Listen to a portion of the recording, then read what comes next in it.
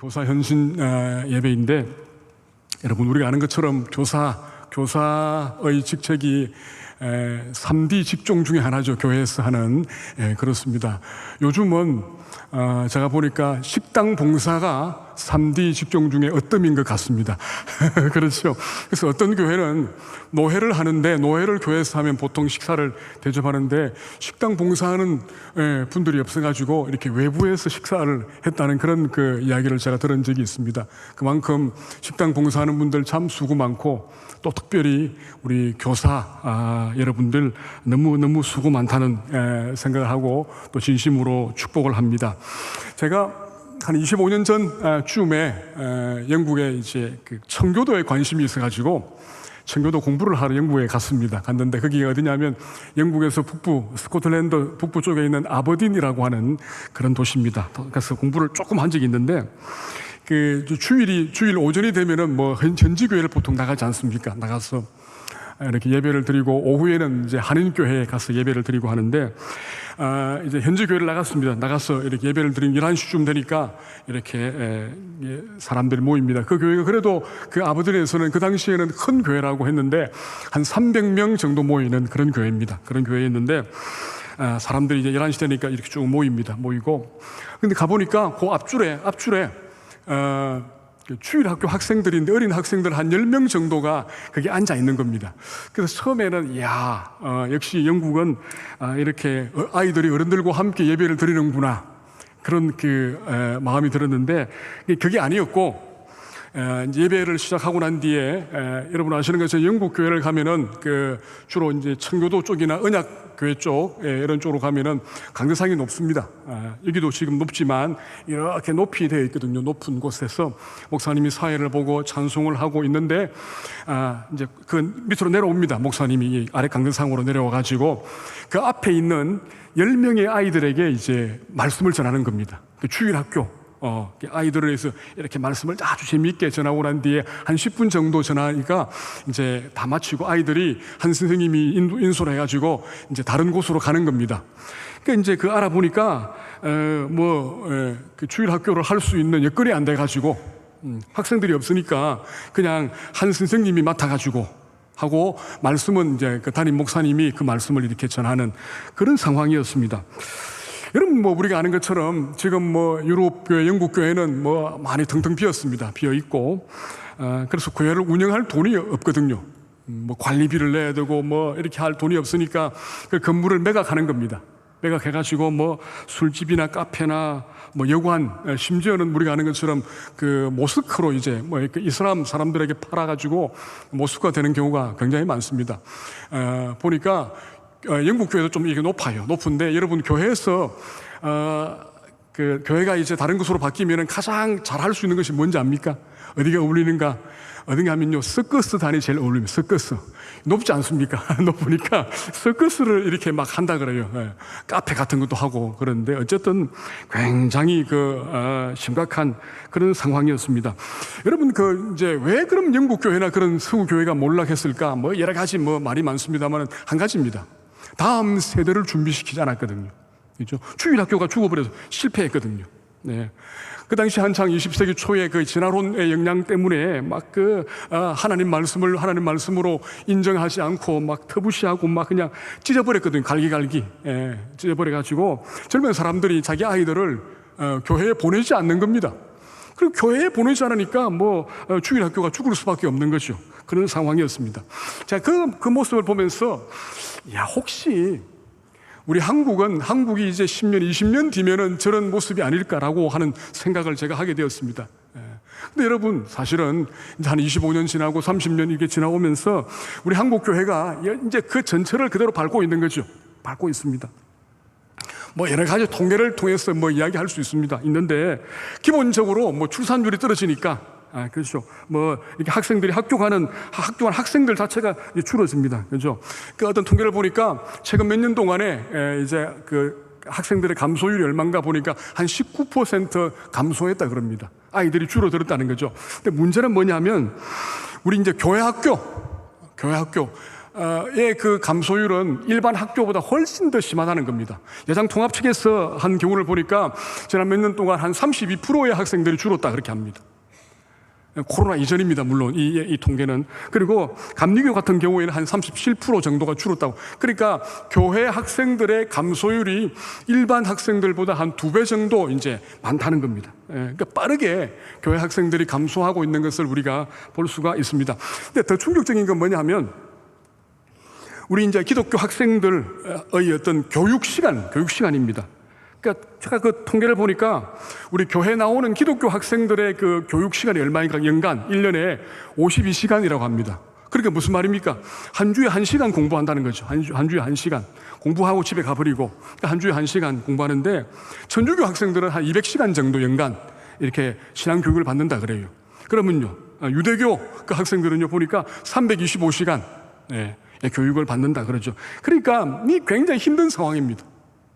더 중요한 건 뭐냐면 이제 학생들이 그래도 제 시간에 오면은 그래도 1년에 52시간 교육을 받을 수 있는데 뭐 지각하는 경우도 있고 뭐 결석하는 경우도 있고 이번 뭐 코로나 같은 경우에는 뭐 빠지기도 하고 막 그렇게 하니까 실제로 1년에 교육할 수 있는 시간이 17시간밖에 안 된다는 겁니다.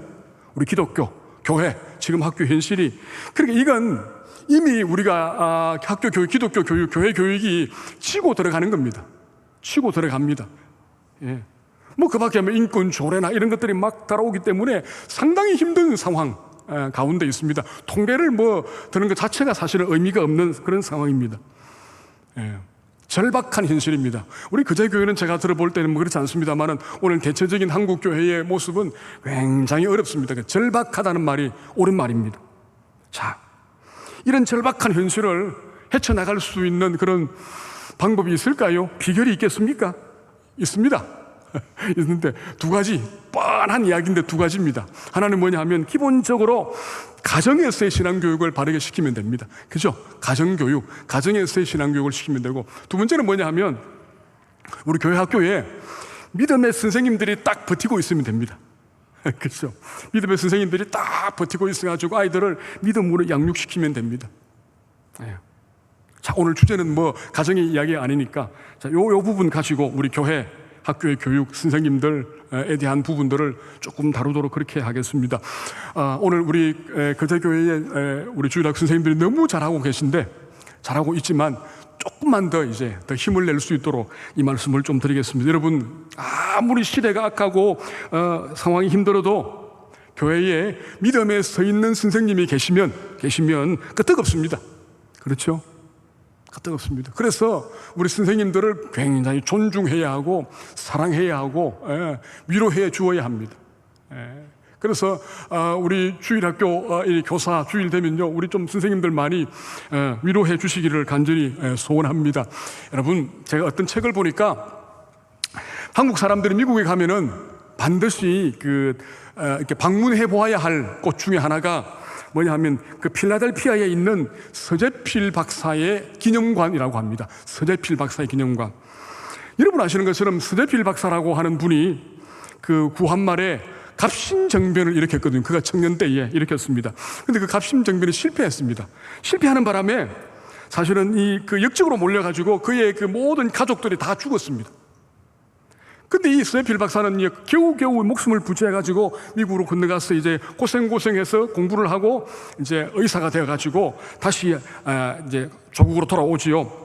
돌아왔는데 의사가 되었지 않습니까? 얼마든지 편하게 살 수 있는 그런 상황인데 그렇게 하지 않고 이 서재필 박사가 조국에 있는 청년들에게 세계 역사를 이제 가르치기로 결심하고 그때 매주 목요일마다 배제학당에서 목요 특강을 했다고 합니다. 많은 청년들이 와서 이제 이 서재필 박사의 강연을 듣게 됩니다. 근데 그 학생들 가운데 누가 있냐면은 이승만이라고 하는 학생이 있었고, 그 다음에 또 안창호라고 하는 학생이 있었고, 또요 주시경이라고 하는 학생이 있었답니다. 자, 이승만이라고 하는 학생의 꿈이 뭐냐면요 영어 선생님 되는 것이 꿈이었습니다.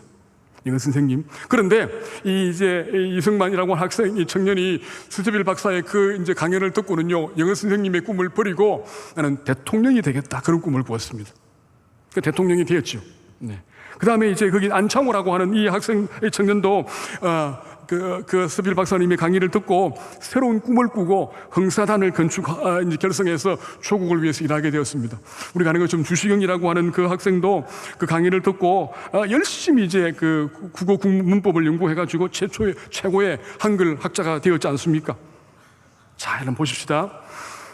어떤 사람이든지 어떤 평범한 학생이라 할지라도 이 서대필 박사님을 딱 만나면 새로운 꿈을 꾸게 되는 겁니다. 꿈을 꾸고 새로운 인생을 살기 위해서 노력하는 사람으로 바뀌었다는 겁니다. 그게 서대필 박사님이 어떤 분인가 하면요, 꿈과 비전을 나누어 주는 사람, 꿈과 비전을 나누어 주는 선생님이었다는 사실입니다. 여러분, 선생님이 어떤 사람인가, 교사가 어떤 사람인가 라고 할 때에 진짜 믿음의 선생님은요, 내가 가르치는 학생들에게 예수님을 통하여 예수님을 가르쳐서 그들이 꿈과 비전을 가지고 살아갈 수 있도록 만들어주는 사람, 그 사람이 진짜 교사인 줄 믿으시기를 바랍니다. 여러분, 저는 우리 거제교회 모든 선생님들이 이런 예수님을 가르쳐 줌으로, 예수님을 전해 줌으로 새로운 꿈과 소망을 가지고 나아갈 수 있도록 그 꿈을 심어주는 존귀한 사역자, 존귀한 선생님들이 다 되시기를 주님의 이름으로 축복합니다. 존귀한 사역자입니다. 교사는. 오늘 지금 이 자리에 여러분들이 앉아 있는 것은 누구 때문입니까? 그래요, 그 언젠가 우리를 위해서 기도해 주시고 말씀을 가르쳐 주신 그 선생님, 그분이 계셨기 때문에 우리가 이 자리에 앉아 있거든요. 그렇습니다. 오늘 저는 여기 있는 모든 분들이 바로 그런 선생님으로 살아갈 수 있기를 간절히 축복합니다. 그렇다면, 자, 우리가 어떻게 하면 이 땅에서 존귀한 선생님으로 살 수 있을 것인가, 존귀한 사역자로 살 수 있을 것인가 라고 하는 그 부분을 잠시 여러분에게 전하도록 그렇게 하겠습니다. 오늘 원래 제가 성경 봉독했는데 3군데를 읽었는데 3군데 다 하지 못하고 2개만 하겠습니다. 중간에 그 빼고 첫 번째 하고 마지막 3번째, 요 2가지만 여러분들에게 조금 말씀을 드리도록 그렇게 하겠습니다. 자, 첫 번째, 우리가 존귀한 사역자로 살기 위해서는요, 빚진 자의 마음으로 사역해야 한다는 사실을 여러분 기억하시기를 바랍니다. 빚진 자의 마음으로. 자, 로마서 1장 14절 보니까 바울이요, 나는 빚진 자라 그랬죠. 나는 빚진 자, 헬라인이나 야만이나 지혜 있는 자에게 내가 빚진 자라라고 했습니다. 자, 그런데 여러분, 우리가 성경을 조금만이라도 아는 분들은요, 이 바울의 말이 조금 이상하다라고 하는 생각을 하게 됩니다. 왜냐하면 정통 유대인들은 이방인들을 만나지 않거든요. 이방인들과 교제하지 않습니다. 그렇죠? 바울도 정통 유대인입니다. 그렇기 때문에 바울도 유대인들이 돼지 취급하는 이 이방인들과 어떤 만남이나 어떤 거래를 하지 않습니다. 근데 무슨 빚을 졌단 말입니까? 무슨 빚을 졌지요? 당연히 빚이 없습니다. 그럼 이 빚은 무슨 빚입니까? 그래요. 우리가 문맥을 따져보면요, 바울이 진 빚은 복음의 빚. 그렇죠? 복음의 빚입니다. 그건 분명합니다. 복음의 빚. 그럼 바울이 언제 그 헬라인들, 이방인들, 어리석은 자들, 그 사람들에게 구원의 빚을 졌습니까? 그걸 알려면요, 바울이 어떻게 구원받았는가, 언제 구원받았는가를 이제 아시면 됩니다. 자, 여러분, 우리가 사도행전 보면은 바울이 구원받은 장면이 나옵니다. 예수님 만나는 장면이 나오죠. 사도행전 몇 장에 나옵니까? 혹시 아시는 분? 몇 장에 사도 바울이 구원받는 장면이 나옵니까? 몇 장이죠? 9장입니다. 왜 9장일까요? 사도 바울이 구원받은 장이니까 9장입니다. 아시겠죠? 9장을 기억하십시오. 9장은 사도 바울이 구원받은 장입니다. 그래서 9장, 구원, 그렇게 이제 이해하시면 됩니다. 9장에서 바울이 예수님을 만나게 됩니다. 그렇죠? 만납니다. 예수 믿는 사람들을 잡기 위해서 더 다메섹으로 막 올라갑니다. 다메섹의 북쪽에 있거든요. 막 올라가다가 그 도중에 부활하신 예수님 만나지 않습니까? 빛 가운데서. 그 예수님께서 뭐라 하죠? 사울아, 사울아, 내가 어찌하여 나를 핍박하느냐? 그 말씀을 듣지 않습니까? 예수님 음성을 듣거든요.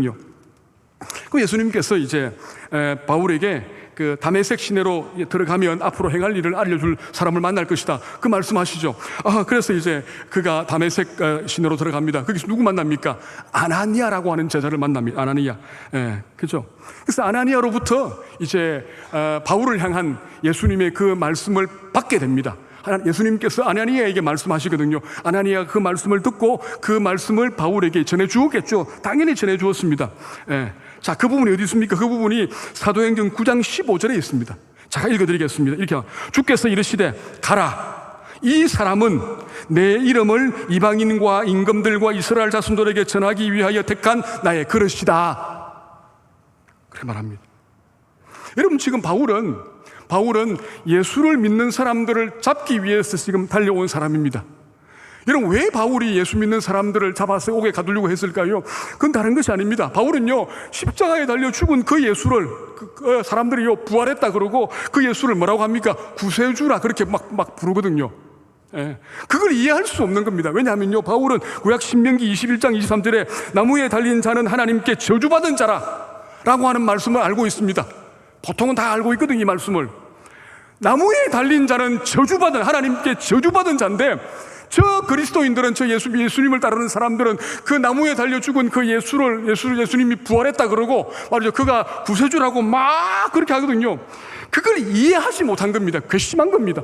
아니, 하나님께 저주받은 사람인데 왜 그 사람을 왜 구세주로 하느냐? 그래서 율법을 바르게 세우기 위해서 바울이 말이죠, 그 예수 믿는 사람들을 잡아들인 겁니다. 잡아들였습니다.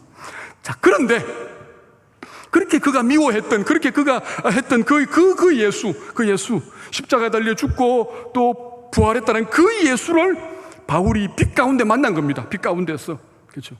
자, 그리고는 왜 예수님께서 자신을 찾아오셨는지, 자신을 구원시켰는지를 알게 되었습니다. 아나니아를 통해서 알게 되었습니다. 자, 여러분, 왜 예수님께서 사도 바울을 찾아왔을까요? 왜 예수님께서 바울을 구원해 주었을까요? 예, 아까 방금 제가 읽어드린 사도행전 9장 15절에 그 답이 있습니다. 있습니다. 그렇죠? 왜냐하면 바울이 이제 아나니아의 말을 듣는 순간 딱 깨달았습니다. 내가 예수 믿는 사람을 핍박했는데 예수님께서 나를 구원하여 예수님의 제자가 되게 한 것은 아직도 예수님을 알지 못하는 저 이방인들, 저 임금들, 저 이스라엘 자손들에게 복음을 전하도록 하기 위함이구나 라고 하는 사실을 알게 되었습니다. 그러니까 지금 바울은 자신이 구원받은 것은 자기가 전하는 그 예수 그리스도의 복음을 들을 수 있는 수많은 이방인들, 수많은 사람들이 있기 때문에 저 사람들 때문에 내가 구원받았구나 라고 하는 사실을 인식하게 된 겁니다. 이해하시겠지요? 저 사람들이 있기 때문에 내가 구원받았구나. 저 사람들에게 구원을 전하도록 하기 위해서 예수님께서 나를 구원하셨구나 라고 하는 사실을 알게 된 겁니다. 그래서 바울은 말합니다. 나는 여러분에게 구원의 빛을 졌습니다. 그 부분입니다. 이해하시겠죠? 이 부분. 예. 반대로 말하면 만일 복음을 들어야 할 이방인들이 없었다면 자기는 구원받을 아무런 이유가 없다는 겁니다. 그래서 항상 바울은요, 내가 빚진 자입니다. 나는 빚을 진 자입니다. 나는 이 빚을 갚기 위해서 나는 저 이방인들에게 복음을 전해야 합니다 라고 그렇게 평생 살면서 그렇게 복음을 전한 겁니다. 바울에게는요, 항상 빚진 자의 마음이 있습니다. 빚진 자의 마음. 자, 여러분, 오늘 제가 이제 부산 동산교회 담임 목사로 이렇게 지금 18년째 하고 있거든요. 오늘 이 자리에는 우리 담임 목사님, 오 목사님 계시고 우리 장로님들 계시고 우리 선생님들 다 계신데, 자, 여러분, 제가 어떻게 부산 동산교회의 담임 목사가 되었을까요? 왜 하나님께서 저를 부산 동산교회 담임 목사로 이렇게 삼아 주셨을까요? 왜 오늘 우리 오 목사님을 거제교회의 담임 목사로 세웠을까요? 왜 우리 장로님들을 거제교회의 장로님으로 세웠을까요? 그 이유가 뭐겠습니까? 자, 제가 부산 동산교회 담임 목사가 된 건 뭐냐면요, 부산 동산교회에 성도들이 있기 때문입니다. 맞습니까? 맞습니다. 부산 동산교회에 성도들이 있거든요. 성도들이 있으니까 하나님께서 저를 담임 목사로 보내셨거든요. 그렇죠? 뭐 성도가 없는데 담임 목사가 필요합니까? 필요하지 않아요. 오늘 우리 오 목사님 계시는데 오 목사님을 거제교회의 담임 목사로 세운 이유는 뭡니까? 거제교회에 성도들이 있기 때문에 그렇습니다. 맞습니까? 맞습니다. 맞아요. 오늘 여기 장로님들 계신데 장로님들이 어떻게 거제교회 장로님 되었습니까? 제가 거제교회 장로하겠습니다. 그래 된 분 있습니까? 그런 분 없잖아요. 없습니다. 네. 우리 장로님들은 뭐 교단마다 법이 좀 다르지만요, 세례교인이 20명이든 세례교인 30명이든 되니까 한 사람 장로님을 세우는 거거든요. 그러니까 그 성도가 없으면 장로님도 없는 겁니다.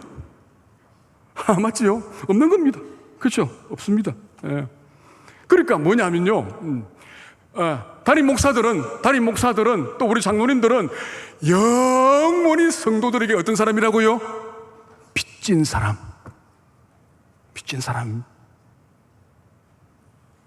성도들 때문에, 동산교회 성도들 때문에, 거제교회 성도들 때문에 우리가 목사가 되고 우리가 장로가 되었지 않습니까? 그죠? 되었습니다. 우리는 빚진 자로 사는 겁니다. 그죠? 빚진 자로. 그러니까 우리 담임 목사들은요, 성도님들에게 꼼짝 못 합니다. 그죠? 빚진 자거든요. 빚진 자입니다. 여러분, 생각을 잘 해보십시다. 오늘 이제 우리나라의 최고 권력자가 대통령 아닙니까? 대통령이 어떻게 대통령 되었습니까? 국민들이 있으니까 대통령 된 거 아닙니까? 그죠? 국민들이 있으니까. 국민이 없는데 무슨 대통령이 필요합니까? 그죠? 국회의원들이 국회의원 되죠. 그 지역 주민들이 있으니까. 그죠? 지역 주민들이 이제 되니까 국회의원으로 들어가는 겁니다. 그죠? 네. 그러니까 뭐냐면요, 대통령이나 국회의원들이나 다 국민들에게 어떤 사람이라고요? 빚진 자입니다. 그죠? 그러니까 대통령도 국민 잘 섬겨야 되고 국회의원도 국민을 잘 섬겨야 하는 그런 위치에 있다는 사실을 우리가 잊어서는 안 됩니다.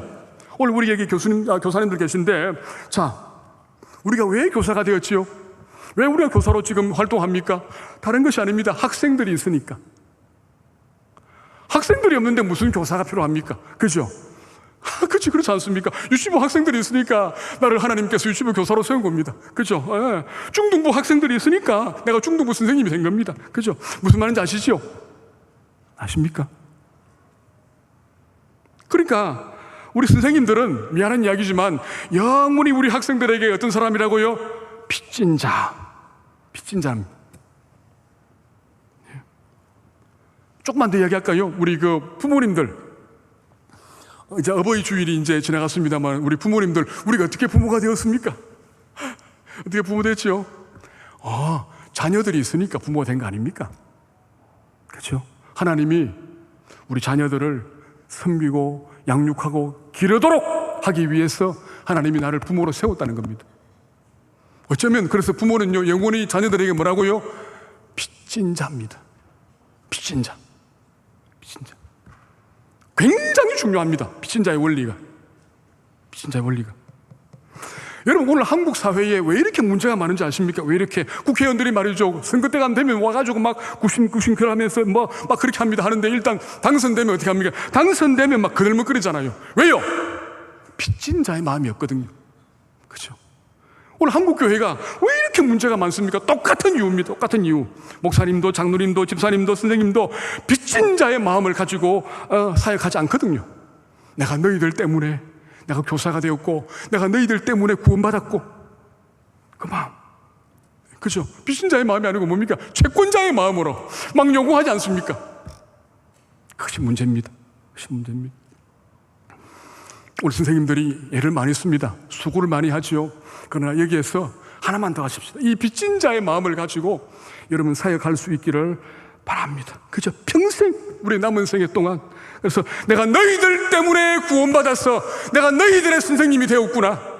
하나님이 너희들이 있기 때문에 나를 구원하여 나를 선생님으로 세웠구나. 그 마음. 우리 자녀들에게도 너희들이 있기 때문에 내가 부모가 되었구나 라고 하는 마음. 그 마음 가지고 여러분 사역할 수 있기를 바랍니다. 너무 고마워, 우리 아이들. 너희들이 있어서 내가 있는 것이야. 우리 목사님들은요, 성도님들이 계셔서 제가 있습니다. 그죠? 우리 교구 사역자 마찬가지입니다. 교구에 있는 귀한 우리 성도님들이 있기 때문에 내가 교육자로서 하나님 앞에 서 있는 겁니다. 그렇지 않습니까? 이 빚진 자의 마음을 가지고 여러분 남은 생애 동안 주님 앞에 설 수 있기를 간절히 축복합니다. 첫 번째, 빚진 자임. 두 번째, 두 번째인데 이제 아까 말씀드린 것처럼 제가 세 번째로 바로 넘어가도록 그렇게 하겠습니다. 다음에 한번 또 기회 있으면 두 번째 말씀드리고요. 세 번째, 한 사람을 소중히 여기며 사역할 때에 우리는 존귀한 사역자로 설 수 있습니다. 마태복음 18장 13장 8절이죠. 여러분, 마태복음 13장은 우리가 천국 비유에 관한 부분 아닙니까? 특별히 이제 이 8절은요, 씨 뿌리는 비유의 그런 부분입니다. 그죠? 씨 뿌리는 비유 잘 아시죠? 여러분, 씨 뿌리는 비유는 뭐 농사에 관한 그런 부분인데, 이스라엘 백성들, 이스라엘 사람들의 농사는 우리가 조금 다릅니다. 그렇죠? 다릅니다. 우리는 뭐 사실은 굉장히 비옥하니까 비옥한 땅에 하지만, 이스라엘 밭은 대부분이 이제 그 돌투성이거든요. 그리고 이제 뭐 그런 그 잡초가 무성한 그런 땅입니다. 그래서 이스라엘 백성들은 씨를 먼저 뿌립니다. 씨를 먼저 뿌립니다. 그렇죠? 그럼 씨가 자연스럽게 온 땅에 흩어지겠지요. 온 땅에 흩어집니다. 그리고 난 뒤에 이제 밭을 일구는 겁니다. 그리고 사람이 들어갈 수 있는 통로를 이렇게 이제 적당히 남겨놓고 그렇게 합니다. 그럼 뿌리는 씨가 어디 떨어진다고요? 길가에 떨어지고, 돌짝밭에 떨어지고, 가시덤불에 떨어지고, 어떤 씨는요 좋은 땅에 떨어진다는 겁니다. 그렇죠? 자, 그런데 한번 보십시다. 씨가 떨어졌습니다. 그 씨가 무슨 힘이 있습니까? 아무 힘이 없어요. 아무 힘이 없습니다. 이 그 토양이나 날씨나 여기에 좌우되지요. 이 씨가 또는요 그 새가 와서 먹어버리기도 하고, 잡초 때문에 자라지 못하고 죽기도 하고. 씨가 어떤 모습입니까? 연약한 모습입니다. 그렇죠? 그러니까 씨가 잘 자라기 위해서는요 할 수 있는 일이 있습니까? 없습니까? 사실 없습니다. 가만히 앉아서 그냥 잘 자랄 수밖에 없는, 그걸 기다리는 그런 부분입니다. 그래서 굉장히 연약한 모습입니다. 여러분, 우리가 이 씨 뿌리는 비유를 통해서 볼 때에, 자, 농부가 아까 말씀드린 것처럼 씨를 뿌렸는데 우리가 아는 것처럼 네 군데 밭에 뿌렸지 않습니까? 네 군데 땅에다 뿌렸는데 세 군데 땅은 실패합니다. 열매를 맺지 못해요. 한 군데 있으면 열매 맺습니다. 그 확률적으로 성공 퍼센테이지가 몇 %입니까? 25%. 자, 여러분, 25%의 그 확률, 성공 확률이면 성공입니까? 실패입니까? 가만히 보면요, 성공이라고 말할 수 없습니다. 그렇죠? 말할 수 없습니다. 여러분, 이 씨 뿌리는 비유가 우리에게 주는 그 여러 가지 신학적인 부분들이 있는데, 기본적으로는 뭐냐면요, 하나님의 나라가 이 땅에 어떻게 임하는가를 보여주는 비유입니다. 사실은 이 씨 뿌리는 비유가. 그래서 예수님께서도 이 땅 계실 때에 마치 씨를 뿌리듯이 많은 사람들에게 생명의 신 하나님 말씀을 전했지 않습니까? 그죠? 말씀 전했습니다. 예수님께서 말씀 전했거든요. 많은 사람들에게. 자, 그런데 예수님께서 그 사역을 했는데 그것이 항상 성공적인 것만 아니었습니다. 우리가 아는 것처럼. 자, 어떤 사람들은요, 예수님 말씀을 전했을 때 예수님을 영접했습니다. 그 성공이죠. 또 어떤 사람들은 예수님 말씀 전했을 때에 예수님을 배척했습니다. 실패입니다. 그렇죠? 실패입니다. 거부했습니다. 근데 우리가 그 복음서는요, 많은 사람들이 사실 예수님을 배척했습니다. 그래서 요한복음 1장에 보니까 많은 사람들이 예수님을 배척했다, 그 말씀 나오거든요. 그러니까 우리가 볼 때에 하나님 나라는 우리가 보기에는 매우 연약하게 이 땅에 임했다라고 볼 수 있습니다. 그러면 그 예수님의 사역이 실패했을까요? 성공했을까요? 어떻습니까? 만약 예수님 사역이 실패했다면 오늘 저와 여러분이 이 자리에 없겠지요?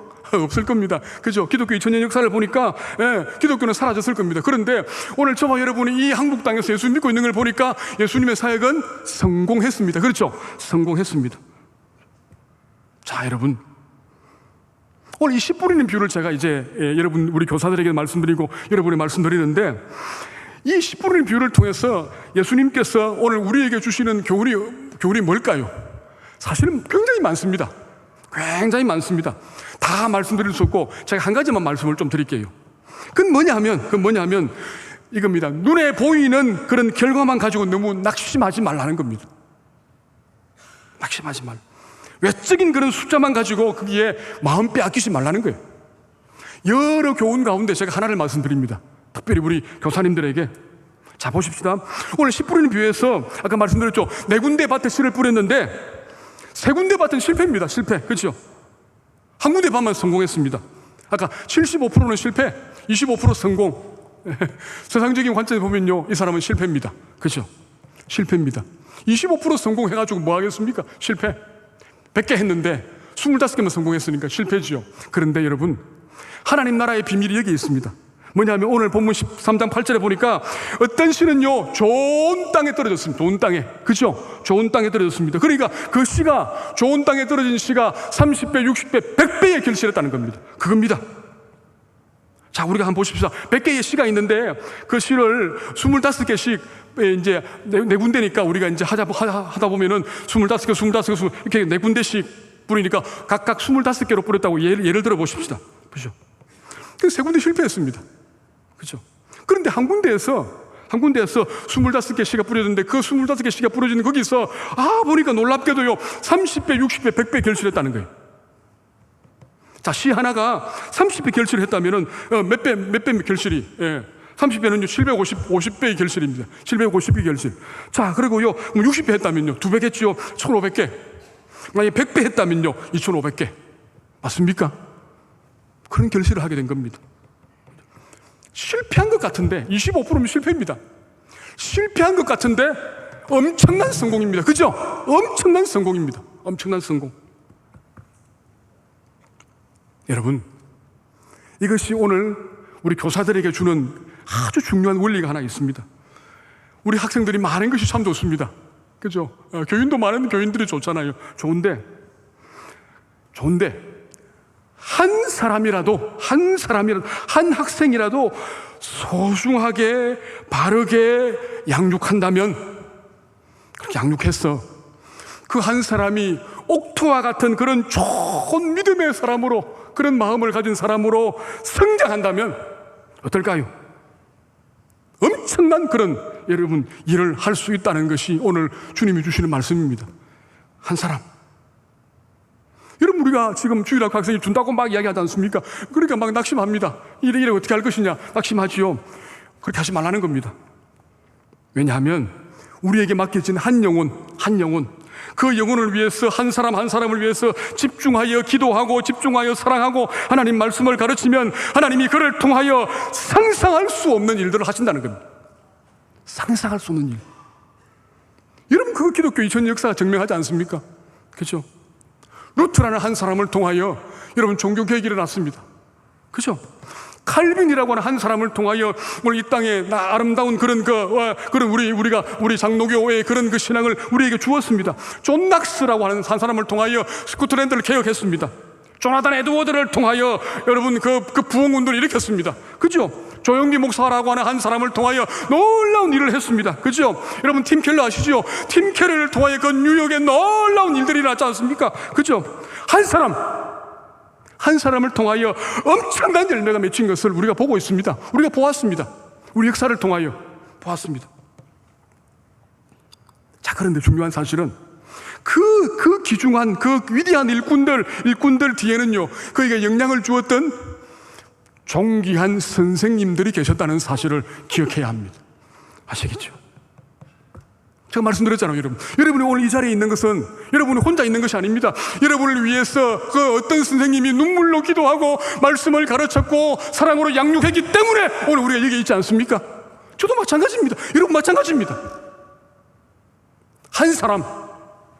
한 사람을 잘 키우니까 놀라운 일을 감당하는 믿음의 사람이 되었다는 것입니다. 되었다는 것. 그것이 역사가 증명하고, 그리고 기독교 역사가 증명하고 있습니다.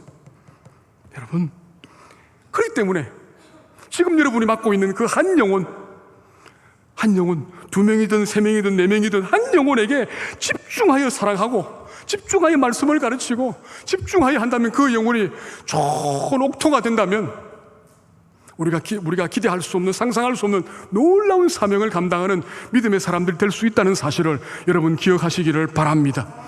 그것입니다. 한 사람을 귀중하게, 하나님께서 나에게 맡겨주신 그 한 학생을 귀중하게 여기는 것입니다.